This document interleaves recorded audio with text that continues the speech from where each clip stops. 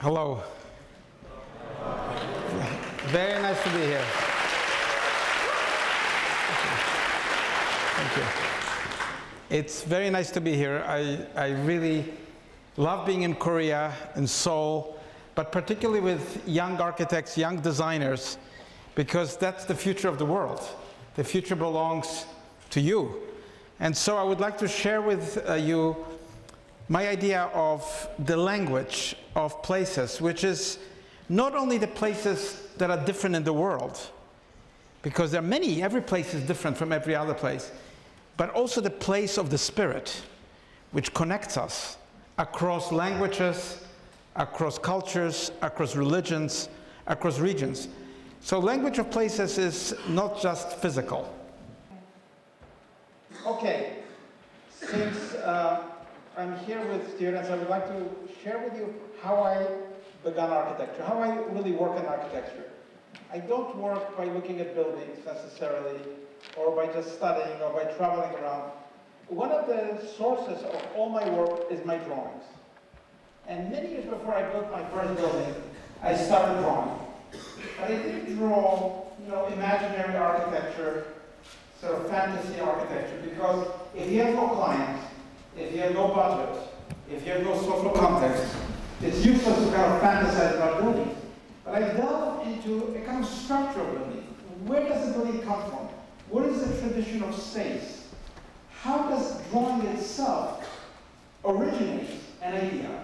By the way, this is an old idea, because in the Renaissance, in old times, actually the great masters believed that architecture comes out of drawing.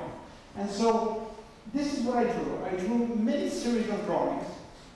They were not really obvious about what they represented, but to me, they were a path that I was carving for doing architecture. I never made them for exhibitions. I never made them as artworks. I never made them for publication. I made them for myself as a way to understand and delve deeply into the structure of architecture. This is a series called Micromegas, which has many, many different drawings. This is another series of drawings, many years later, which I call Chamberworks. It relates my own interest and love for music with architectural structure. And of course, architecture to me and music are very, very similar. They are both objective scientific fields. At the same time, they depend on the emotional content which they communicate.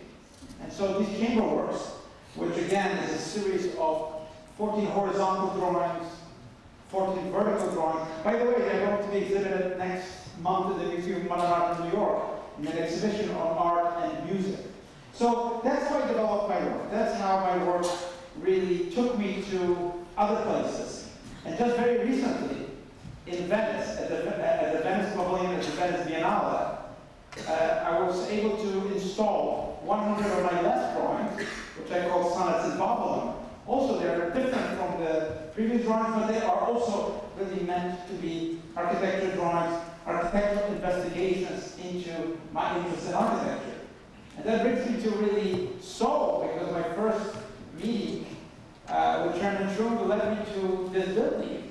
And later on, I had the good luck to work with HCC on, in a beautiful place, Busan, on this Urang iPark with very much a dense plot of land with the different programs, but also to create really urban spaces, not only in the skyline, but on the ground level, to create dramatic places to work, piazzas that connect the place to its neighbors, and really a dramatic skyline of very, very tall buildings, some of which are some of the tallest probably in this region, almost 300 meters in height. So really, that brought me really in a deep way to Korea and to love this part of the world because of what it is, what it does, and the spirit of its people. Now, let me share with you something which is important in all countries, which is the fact that there is a war in the world. And war is an evil thing, it's a bad thing. And I had a chance to win a competition not long ago in Germany. And for the largest museum in Germany, of course the largest museum in Germany is a military history museum, because German military history is long and also devastating in many ways. So this is really a project from Dresden. It's a Baroque city. And you can see here really the general picture of where the project is, what the project looks like. You can see the armory, the old 19th century building that was already a museum in the 19th century, and then became a museum of Saxony, museum of the fascists, of Nazis, of Soviet Union when Europe was conquered, of East Germans, and then after unification, question became, what do you do with this site? How do we create a building? Now you saw in the previous form a very much an intersection of a new form, which occupies almost no new footprint, cutting into the old building. The new form faces in a particular direction, a vector, which is facing the point from which Dresden was bombed in the Allied bombings. And the triangle of the building represents the three-sided figure of those 1945 bombings, which devastated the city. Now the city used to look like this. Dresden was considered one of the most beautiful cities in Europe. It was called the Venice of the North. And as the Venice of the North, it had the most beautiful buildings, it had fantastic churches, but all of that ended in a very tragic and dismal way in 1945, where the city was completely destroyed, devastated, really flattened. Now the question is, what does an architect do to create a new museum, military museum of history? What do you do? You certainly cannot celebrate war. You cannot just say everything returns to the same. You have to say that behind the old walls, in a democracy, you cannot hide the military. The military in a democracy is in front of the building. So I cut through the building. You can see this form, cutting through the building with its observatory. Also, I restored the armory itself, which was a neoclassic building restored. I cut it really only in two places, very carefully. And you can see that this form is not a facade of the building. It's not just the front of the building. It's a complete form of this wedge that cuts all the structure out of the armory and creates a totally new space. Now, in plan, the armory is vast. It represents history in chronological form horizontally from the 13th century, the Teutonic Knights, all the way to today, where German forces are involved in NATO, in Afghanistan and elsewhere. But the form is cut at this angle exactly between 1914 and 1945. The horrifying years of German militarism, destruction of the world from a perspective of really militaristic ideology that destroyed much of the world and murdered many millions of people. So the wedge form, integrated into the building, really works as a completely different space. Internally, you have the 19th century structure. Externally, and within that new form, you have a new, really space, and it is a space in the round. It's a space that really you can enter in the 360-degree angle. Now, of course, within the armory, we have restored it it was really not very well kept by these Germans. And it is, by the way, the museum, it's like West Point in America. It's where German soldiers, officers come to learn about this history. So it's an important building, not only aesthetically, but in terms of what it represents for Germany. Here it is. You can see the Prussian order. You can see history in the old way. But then, within the entrance, there's this vast cut. You can see it cuts right through the columns, right through the structure, with a concrete structure totally different in its spatiality, in its obliqueness, in everything that it represents. And within this new form, of course, you have a completely different sense of exhibit and questions. One of the things I wanted to point out is animals. You know, few of us, we know that elephants and lions were symbols of Hannibal and the great kings of Egypt and of Mesopotamia, of China. But we seldom think that animals have been conscripted to do the violence for human beings. Today, bees, anthrax, bacteria, monkeys, in the Leica, the dogs, are all part of that world of war. And it's one of the exhibits in the museum as you move upwards. to the oblique geometry and completely different space and material of the building. In the new building, exhibits are not about military equipment. Actually, the exhibits really raise questions. They raise questions for which there are really no answers given in the museum. The questions are, why do people follow fanatical leaders? Why do people obey certain kind of orders to kill? What happens in those situations? Now, no answers can be given to these questions, but the questions are posed in this wedge-like form, and you can see that even toys, just toys, old toys, new toys, are implicated in the way we, society, human society, views warfare. You can see that in this really large project, and I said it's the largest museum in all of Germany, larger than any art museum. I have incorporated really the 19th century elements, the stairs, for example, the grand staircase of the generals, and so on and so on. Some of the equipment is shown in very different ways than normally.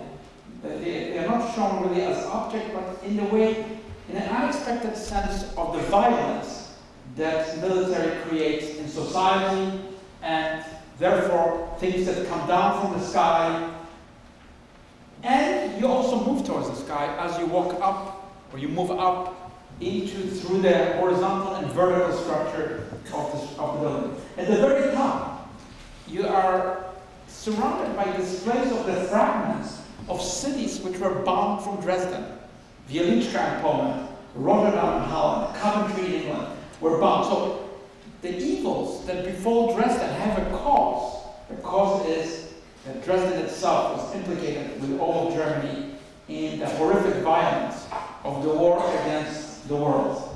And then you actually go out of the museum. It's a very unusual structure. It's an oblique floor plate which takes you out from the museum, and you are literally suspended in a very special position in front of the museum itself. I cannot describe to you what it feels like because you really have to be there, but you're no longer really in the museum, nor are you in the armory. You are in twofold view. One view is towards the wedge, towards the point from which the city was destroyed. From the other side, you have a large kind of window to the rebuilding of the city as you see it. The Baroque city is being rebuilt as we speak. So it's a double view. View of the city rising from the ashes, but also view that you're sitting in a city that had been bombed and devastated and has risen again from this ground itself. It's very important, memory of what it is, what the life of that event is, and also to treat history in a way which is balanced, because this is a protected building. But you can see that it's been cut only in two very, very narrow lines through which the web sort of projects itself. So it's really the entire facade really is still there. None of the building has been kind of removed in that way. But it really creates a completely new sense of seeing the city from this perspective. And it is, I have to say, one of the few modern buildings that was built because there is a lot of sentimentality and nostalgia for rebuilding the Baroque. I cannot say this is a museum of peace because it's a museum of military history of Germany, but it's as close as any military museum comes not to celebrate war, not to celebrate weapons, but to ask people why. Why are we involved to this level of violence? And it's a historical exhibition that has really many layers, many hours of really thinking about the role of military in a democracy. And that, I think it's important because in a democracy, the military is really belonging to the people who elect the leaders. A very different project in Germany, in Düsseldorf. It's a beautiful city, a very affluent city, and I had a chance to win a competition at the end of the main axis of the city. You can see the green line, the Königsallee, King's Alley. On this Coburg, in the park, where you see many famous 19th century buildings, 20th century buildings, two sites have never been built upon, and I had the chance to, when it comes to two large blocks. Now, these are commercial blocks, retail, there's a huge department store, Boston Consulting Group has one of the buildings. How does one shape these blocks in a way that has to do with all the regulations, heights of buildings, definition of where buildings stand, but at the same time permits one to create a new sense of such an urban experience. So you can see here, surrounded by really amazing history, a panoply of buildings, and you can see here really on the park itself, and you notice that the building has large sort of cuts within the building which incorporated, I would say, kind of sculptural forms of greenery. On the ground level are the great department stores, the great stores. On the upper levels you have the gardens and you have the offices themselves.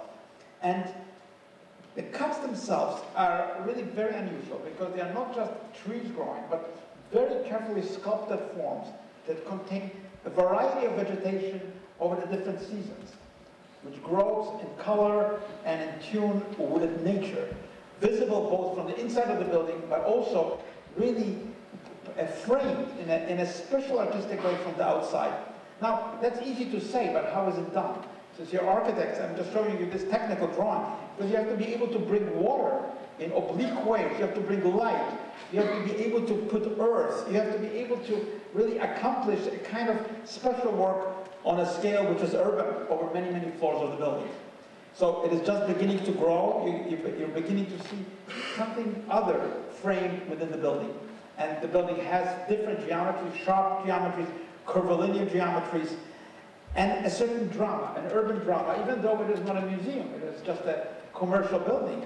But I do believe that even a commercial retail building can have a very important role in structuring the image of the city and also being functionally fit for all its activities.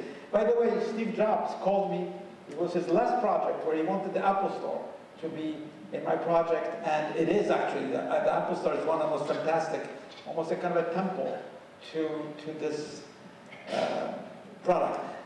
You can see that the building also forms kind of a gateway to traditional ancient piazzas of the city, a lot of urban life around the building, and a lot of new connections in the round. It's no longer just the symmetry of the central alleyway, but really in the round. You can see that the elevations also break the scale of the building. It's a very large blocks, but these are not just singular elevations. They respond to light, to different conditions of traffic, different orientations of the building. So that's just an example of the fact that commercial retail architecture can also have a significant role. Project, I just came yesterday from Singapore, in Singapore called Reflections. As you know, Singapore is a city-state. It's a small country where land is very expensive. I had a chance to build, for my client, Keppel Corporation, really it's housing. Now, I want to say to you, particularly because you're a student, that many people are interested in museums, special buildings, but to me the most important thing is how people live in a city. Really, when it comes to housing, we still live in a pretty limited world. People look at museums, people look at the civic buildings, but what about the way people live? That has usually been left to kind of the same logic of the economic structure, just to repeat it. Everything is the same, the formula, the ready-made, the ready-given.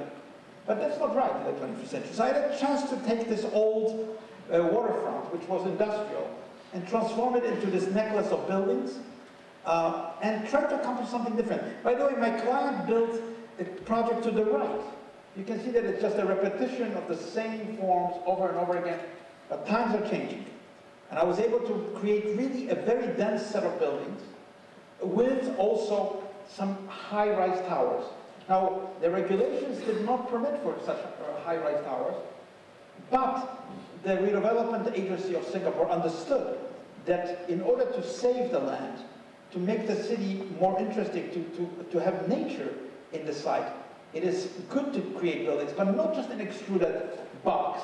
Buildings that are really shaped to give permeable views from Mount Faber towards Sentosa, and also the lower buildings which frame the boardwalk, which is a public boardwalk. So the drama of building, creating iconic architecture, not only with public projects like museums, but with residential projects and residential neighborhoods, is what is important. And I can show you here that what is interesting is that every floor plate is actually occupying a different position in space in those towers. So it is really how to not just maximize the views, but how to customize every apartment, how to create plans and senses of space that are very, very dense, because we have thousands of people who live there, but in a way which is interesting, which is stimulating, which really gives also a sense of amenities, cafes, you know, Olympic-sized swimming pools, gardens, really the pleasures of living in this dense neighborhood. And you can see that there are many, many different scales, a lot of greenery, a lot of activities which would have been impossible had this been a low-level kind of pedestrian development. And even the clubhouses, even the cafes have dramatic forms because it is also public. Even though it is, you know, private development, there is a public sense of shared space. And you can see the generosity of creating a public boardwalk, and also how much space has been really left for the residents as green space. I think that's the great art, how to balance the needs of nature in the 21st century with high-rise, dense architecture, which is interesting, which is individualized, which is not just a piece of statistics, where everybody is just in the same box on another floor, but every space, whether it's low or high, is shaped with view, with light, and with identity. I recommend it because this is, you know, even when it came to Le Corbusier or the great modernists, their solution was inadequate because it was ideological solution. Everybody's the same, but everybody's not the same. Families have different needs. Individuals have different needs. That's what I'm interested in. And by the way, the bridges have amenities. They're green. The crowns of the buildings now are fully grown. And when I was there, I saw that the Ridley Scott, the great filmmaker, is now making his next series of films about 21st century science fiction, really based on these buildings. And I'm building another project right around the corner for the same developer, quite a different demand, a different parameter, complete different building. But again, it's important to move cities ahead with, I think, housing that is innovative. And by the way, this was the most the developer took some risks. People said, now how are people going to live in these doubly curved floor plates? But it became, actually, the most profitable project in Singapore. And Singapore is very competitive. Got a lot of good architects, a lot of good investors. So again, I think to be daring, to do something is important. Okay, I take you to something very, very different. I never had a chance to do a small house. You know, my first project with the Jewish Museum, I always started with big projects. I never had a house to do. So I thought it was crazy when a couple came to me and said, would you like to design a small house? And I said, why not? But I didn't design, you know, the house with the peaked roof, the kind of, you know, a box with big windows. I knew that this couple that asked me to design, they were art collectors, they were sophisticated people. It's 1 hour away from New York and Connecticut. They said, you know, we don't want our artworks to be in the building. We want the building to inspire us. We don't want to put anything in the building of our collections. And they have big collections. So the building is treating the place very different. It's not a formula. It's not taking a building out of the typography or typology of houses. It's a very small plan, kind of a continuous form that has, you know, bedrooms and all the requirements of the house. In section, you can see that it has also a variety of heights and spaces that make it like different houses. And also it has openings, which are very carefully placed in the building. The building, as I said, stands in a beautiful landscape on top of a kind of a hill in Connecticut, very green. You can see that the building really does not have a single right angle, not one. And it is made out of stainless steel, very special stainless steel that reflects really the colors depending on the angle of approach to the building. So sometimes the building will be black, sometimes it's dark brown, sometimes it's completely blue, you don't even see it, sometimes it's green. It does not have a constant color. It is a mirror, really, of nature. And you can also see it's a very sustainable building. It does not have large openings, large, you know, picture windows. Its openings and porches follow the movement of the sun in the summer and in the winter. Puts the openings really where they can be used programmatically in the kitchen, in the living room, in the bedroom. And the house also has a very dynamic effect in terms of how the walls and the structure of the house collide, collapse, and also rise again. Now, inside of the building, it's completely wood. It's solid wood. It's not wood veneer, it's oak. And that's what I think, to me, architecture is. Luckily, also my clients. Then on the outside, it's very sharp and cold, but on the inside, it's very warm and very cozy. I think that's the nature of life. On the outside, it's sharp and cold. On the inside, it's all blood and nervous system. And that's what the building is. And I was actually able to design everything that you see. The sofa, the bookcase. You know, they really wanted me to design really fantastic. It's a kind of a total work of architecture. And I work very closely with my clients. You have to. They are very good cooks. They have special needs. So all of it is sort of a picture of their life. There's, of course, the lighting in the building has to be also very subtle. Even places like the shower and so on, where I was able to design all those accoutrements, are also, so it's a celebration of life, celebration of a place. And again, when I was doing it, I realized to what extent a house is really a microcosm of a city. You know, but a small house is like a microcosm of a city, and a city is also kind of like a big house, you know, where many people live. So I had a good luck to work on such a project. A project that I really took up. You know, for many years I did not work in China, for my own personal reasons. But I met a very interesting visionary entrepreneur in China who asked me if I would design the first really privately financed museum of Chinese history.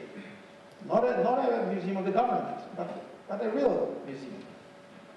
And it's dedicated to Zhang Zhidang. I don't know whether you know Zhang Zhidang, but if you don't know him, you should find out. He was an amazing visionary, because at the turn of the century, last century, at the turn of 1900s, during the Xinhai Revolution, he is the person who had the idea to bring steel industry to China, modernize China. He brought factories from Luxembourg, from Germany. He built steelworks to produce railways, to produce weapons. So he's kind of like the Confucius of modernism, of modernity. By the way, his grave was completely desecrated during the Cultural Revolution. But Zhang Zhidang was really a visionary, and I thought this is an important museum. It's Wuhan, center of China. And you can see this is really the site. The site was just a factory. And I had many ideas how to develop the building, inspired by many things, you know, on the Yangtze River, the communications, the early ideograms of trade, the great pagoda of Wuhan, the navigation that was developed from Wuhan. So many ideas kind of into the form of the building itself. Now the building stands in this old industrial area. It's kind of under construction, you can see. One of the things that my client and I wanted to achieve is that it be sustainable building. Now many buildings are built by very good architects in China, but after about 5 years or 3 years, they fall apart. Because the workmanship is not very good, because the sites are not even safe for workers. But that's what I attempted to do, really make sure that the site is good for workers, that people can be trained with real prototypes to build something that is not going to be just for a photograph, but will really last. So here it is in this landscape, which is a new part of Wuhan, and you see that it occupies a very small footprint, almost no footprint. That's also sustainability. Don't take up the land with buildings, even though it's a large building.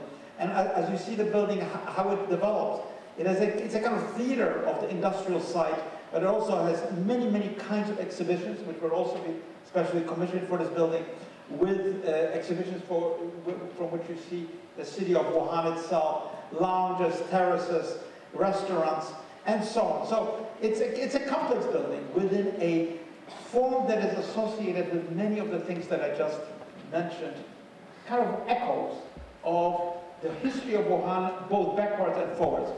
I mentioned that the building is very small, very delicate on the ground. Only such a big building, only with 2 really piers. But I was interested in showing the industrial ruins, converting the industrial buildings also to public buildings, creating a garden for performances and for gathering of people. So really it's about social sense of what a building does. It's not just representing the industry, but what is a building in the everyday life of people of this very interesting city. You can see it here in its scale. You can see that there will be very dramatic openings that mechanically are operated. And you can see the building, the complexity of the building, because the building is off-center, it is perched in a certain dynamic form on these pillars itself. It's not on top of them either. And the building is, of course, metal and steel structure. It is just really in the process of being completed. It takes a while to do a building that will last, and a building that I think will tell a very interesting story about Zhangjiang and China in our time, in the past, and the great development of China into the future. Now I want to share a project here in Seoul, which I call Archipelago. You know, projects sometimes get built, sometimes don't, but ideas of projects are never discarded if they're good ideas. And it's a project I'm very proud to have worked on, because I work with a tremendous team, really probably of hundreds and hundreds of people, including many, many great architects. You know, it was the site, the rail yards, right in the center of the Han River. And you can see the Yongsan Station. You can see the islands. You can see exactly where it is, in a very strategic central position, which really can be developed, should be developed in an interesting way. What did I think about? I didn't think about industrial sites. I didn't think of, you know, just how nice buildings could be. I thought, you know, what is the history of Korea? Korea is not just another country. It's an amazing country. You know, between China and Japan, a country that has developed to the Shilla dynasty, these amazing things, not just writing and musical notation, but ideas of public responsibility through documentation. So Korea inspired me, and that image of what it represents inspired me. But if you really think of new cities, new large portion of cities, most of the new cities that we see are basically imports of old cities. You know, somebody says, you want to develop a city in the desert? Why don't you take the grid of New York and put it on the desert? You want a nice city here? Why don't you take the grid of Barcelona, because it's a nice city, and put it over here? I don't believe that this works. It cannot work, because each place is unique. Each place has its own genius loci. So you can see here a kind of sketch, my first sketch. You know, you have the Yongsan Station, you've got the Han River, you've got the position, but this ideal relationship is of course magnetized by many, many different factors, both physical and geographic and also programmatic, about how do you build a business center, a commercial center, a residential center, how do you bring back the river to the lives of people?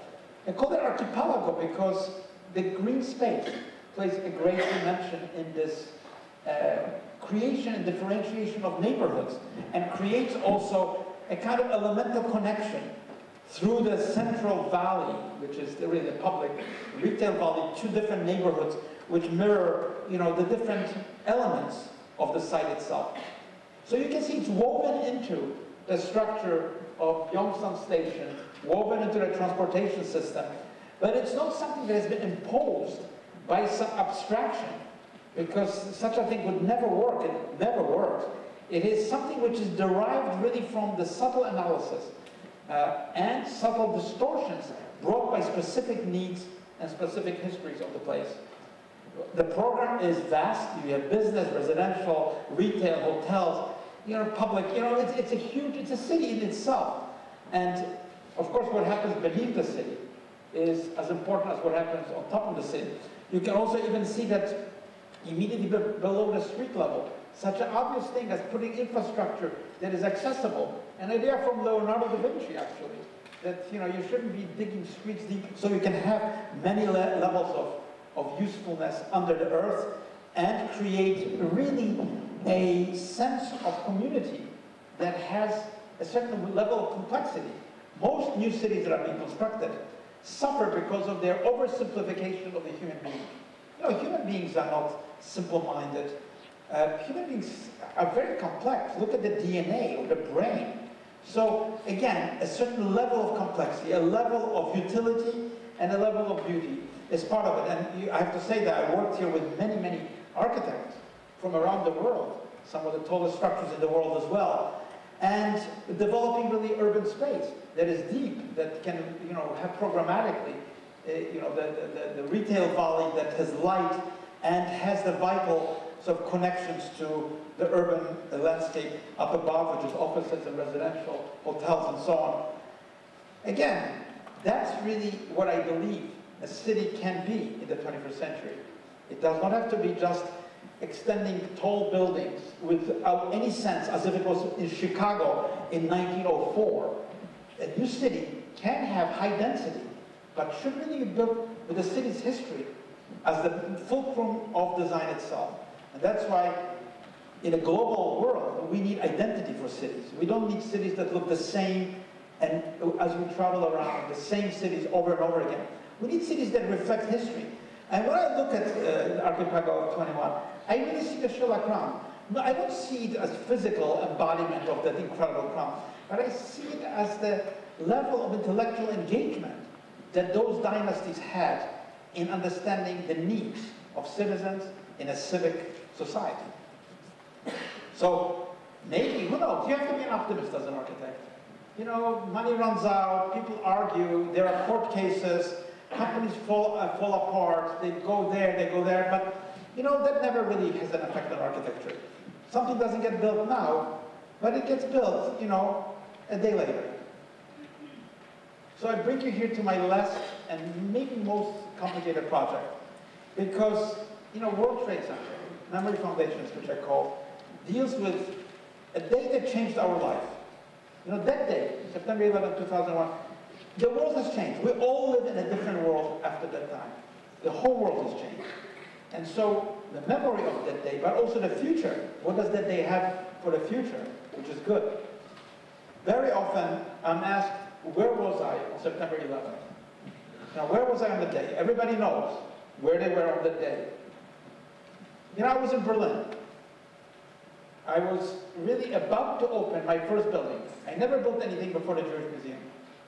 And September 11th, 2001 was the day that the museum was to open to the public.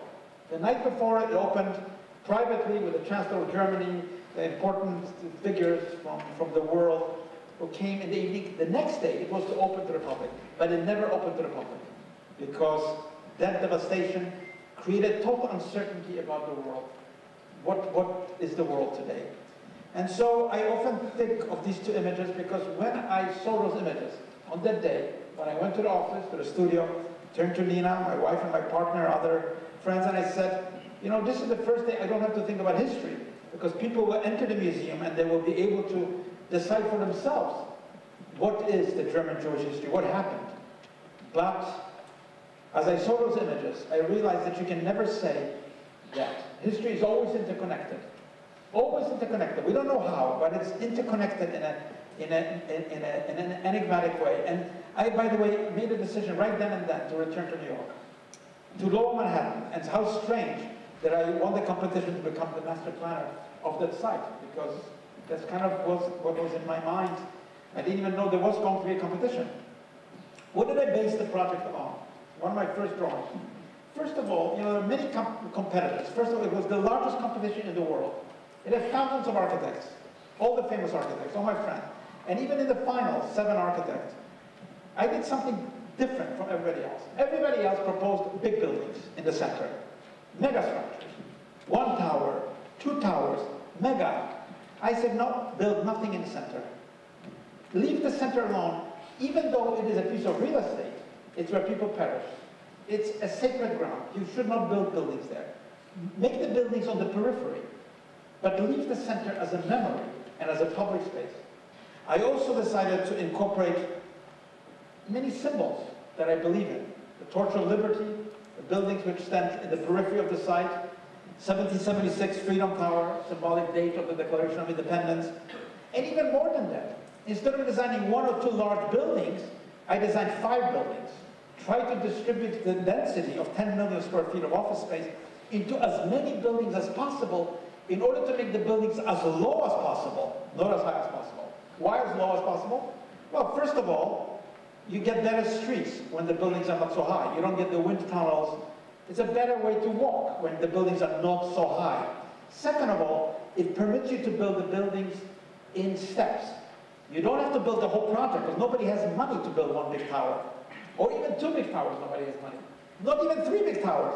But 5 towers, each one rather a modest size, can be built in time. Now I show you this not because of egoism, but to show you that it is a project that is under a tremendous scrutiny. You know, it's a tremendous scrutiny because there are many stakeholders. It's not one stakeholder, it's not just the government or something.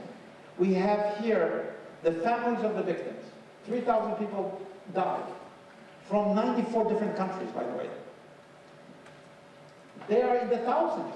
You know, uncles, mothers, fathers, daughters, sons, relatives, in the thousands. They are a very important stakeholders. The Port Authority of New York, that really has thousands of engineers and architects, who is leasing the land.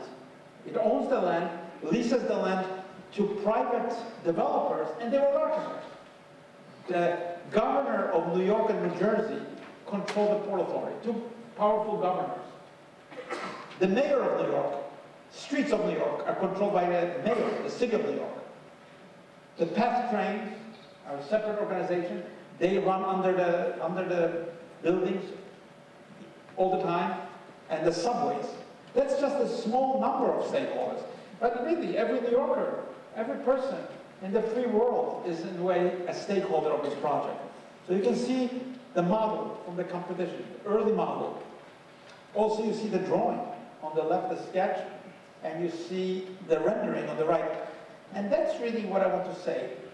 You know, some people like to work for kings or for monarchs because everything is easy. You get a king and then tell you, okay, do this, and you do it, and everything is done, and not so in democracy. In democracy, it's very hard. You have to forge a consensus.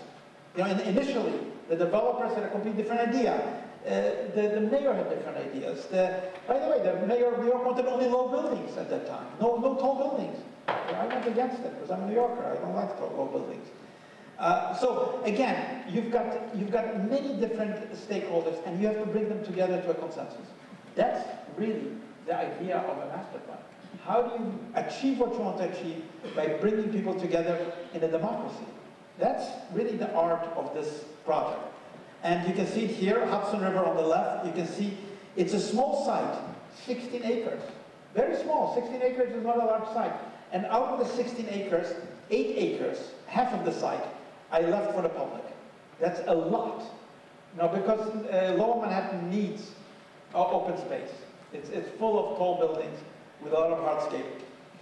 So you can see this is really, with the density of 10 million square feet of office space, 5 million square feet of structure, infrastructure, 3 million square feet of museums and cultural activities. It's really, you can put an entire city, American city, into the 16 acres. Take all of Denver, all of Baltimore, you can put it right into the site. That's how big it is. So it's a small site, but it's very, very dense. And in such a density, you know, the most important thing is what's below the ground, not what's above the ground. What is below the ground is many, many layers of complexity. And my aim was to make sure that from the ground level to the bedrock of New York, there's a continuity, that it's also given to the public. Now, you know the slurry wall, perhaps. We should never have seen it. It's a huge foundation, a kind of a dam. On the left side is Hudson River. I don't know if you realize that. That foundation is a huge dam. The pressure of the Hudson is on the left side. This wall did not collapse. Had it collapsed, it would have been the apocalypse, because all the subways would have been flooded by the oceans, by the Hudson River. So that's a wall that I touched, and I realized what this project was about. It was about the bedrock. Bedrock should be accessible to the public. It should not be accessible only to the workers who build the towers, but the people who perish there. That's the sacred place. And now you can enter there through the small visitor center, and you can see that slurry wall, which is a very unusual element, because it's a foundation that has been left open. Usually foundations, you know, you put something on top of them. They are not meant to be exposed. To expose them takes a great effort. But what I want to say is exposing this foundation was meaningful to not only to myself, but to the engineers, to other people who understood the importance of what it means and the memory of that day. the footprint of the buildings, and the memorial itself, of course, is very, very important because it's the gathering place. And the footprints are visible all the way down to the bedrock. Now you can imagine how expensive the place is in between the bedrock and the ground level. Very expensive. Every square centimeter costs a lot of money. There were ideas for security, for bus parking, for all sorts of things to go in there. But I think one of my achievements that I'm most proud of is to keep that place open for the public. So that, and by the way, Museum of September 11th, which has just opened in May, has had over 1.5 million visitors. Just opened. The memorial itself has had 25 million visitors, and it's still a construction site. So you can see the magnetism of this site. And by the way, when I proposed the waterfalls in my competition entry, people, you know, the newspapers were highly critical. They said it was crazy to have Niagara Falls in the middle of New York. You know, so much water, why? But I felt it was very important to bring nature and to ameliorate the loud noises of traffic so that people could have an individual experience reading the names of those who perished. So it's about the spirit. It's in the middle of a busy city, but it's about the spirit of New York. And by the way, I also added an additional public space. I thought there was not enough public space in the program, so I thought, let's carve out an additional public space. And that's I call it the wedge of light. 8:46 a.m., when the first tower was struck, and 10:28, when the second tower collapsed, is a space that I created in light from Broadway. So entering the site, the memorial site itself, and you can see it here. You can see on the north side the edge of tower number 2, which is not yet built, but you can see the foundation of it already. And you can see the center of the Pat Terminal, the very dramatic skylight in the center, are tilted in a very particular way, so that even if it is not a sunny day, as that day was, you will feel that you're in a space that is determined by the light of the day and not by the geometry of the streets. And as I mentioned before, the buildings, the 5 buildings stand in the grid, but they're also slightly torqued to resemble the Torch of Liberty, surrounding the flame at the center of the site. This is probably already out of date. Our offices, our studio is right at ground zero, but you can see that you can see the Pat Terminal with the skylight, tower number 2 with an angle of the wedge of light, tower number 1, the Freedom Tower, tower number 3 underway, it's being constructed, tower number 4 already finished, tower number 5 not yet started. So you can see that it's a work in progress. The memorial is there, the museum underneath. But what I want to say, what is very important to me, is that since I started working on this project, 65,000 people have moved to Lower Manhattan, to this site. 65,000 people. This was an area just for offices before. Only offices, only Wall Street at night, empty, no one there. Now, this is really a rebirth of the historical area of New York. There are many new buildings being constructed, housing, schools, families are moving in. So that's really what the project is about. It's about the victory of life over the evil deeds that befell New York. And you can see the project as it's developing. And I thought I had one more slide, but I don't. I thought, well, if I don't have a slide, I thought there was one slide. It's an important one. Maybe it's there.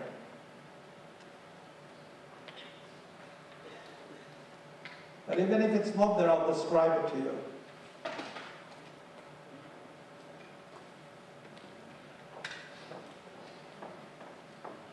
Can you go to the last slide, this last image? The very last one.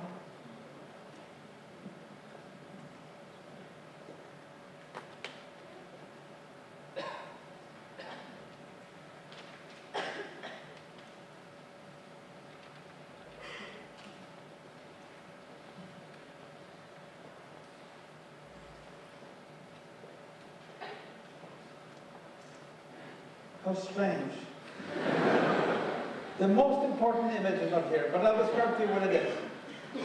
It's an image which I started with. It's the Statue of Liberty and my idea of the buildings standing. And that's what was most important to me because, you know, I was an immigrant to New York from Poland. I grew up under communism. I grew under the gray skies of a totalitarian system. When I came to New York, you know, I came by boat. I was one of the last immigrants to come by boat because it was cheaper to come by boat than by airplane. And how glad I was that that happened to me, because I stood on the deck of the ship with my sister and my mother, looking at this incredible city. I was 13 years old. I didn't speak English. My parents were working class people. They worked in factories. We went to the Bronx. But that image of the incredible idea of New York, the complexity of New York, the fact that it's difficult, but it's about the individual, it's about freedom, it's about liberty, it's about the things that are the most important things in the world. The rest is a footnote. Thank you.